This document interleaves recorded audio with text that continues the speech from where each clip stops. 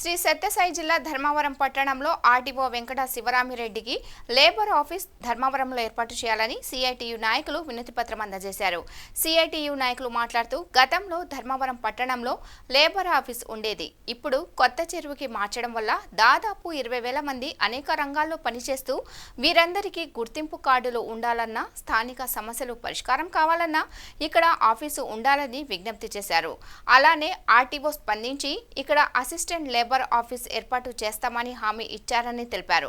ఈ కార్యక్రమంలో Ayub Khan, JB Ramana, SH భాషా, ఆదినారాయణ తదితరులు పాల్గొన్నారు.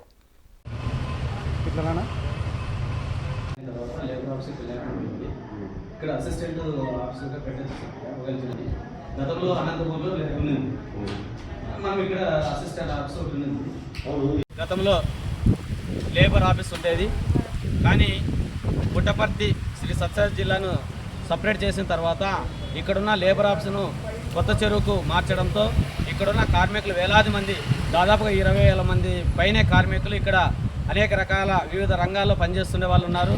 కానీ వీళ్ళందరికీ కూడా గుర్తింపు కార్డులు ఇవ్వాలన్నా, లేదా కార్మికుల సమస్యల పరిష్కారం కావాలన్నా స్థానికంగా లేబర్ ఆఫీస్ ఉండాలని చెప్పి మనం గతంలోనే ఆర్డీఓ గారికి వినతి పత్రం ఇచ్చినాం.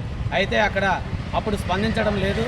కానీ ఇప్పుడున్న ఆర్డీఓ గారికి మళ్ళీ మేము సిఐటియు తరఫున వినతి పత్రం సమర్పించడం జరిగింది. అయితే సారు కొంత స్పందించి ఇక్కడ ఖచ్చితంగా అసిస్టెంట్ లేబర్ ఆఫీస్ని ఏర్పాటు కోసం మేము మా వంతు కృషి కూడా చేస్తామని చెప్పినారు.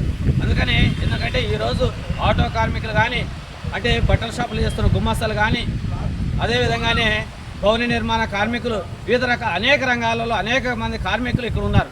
ఈ కార్మికులందరూ కూడా గుర్తింపు కార్డులు మంజూరు చేస్తే లేబర్ ఆఫీస్ ద్వారా, అదేవిధంగానే కార్మిక చట్టం ద్వారా వారికి అనేక రకాల సౌకర్యాలు అవకాశం ఉన్నది.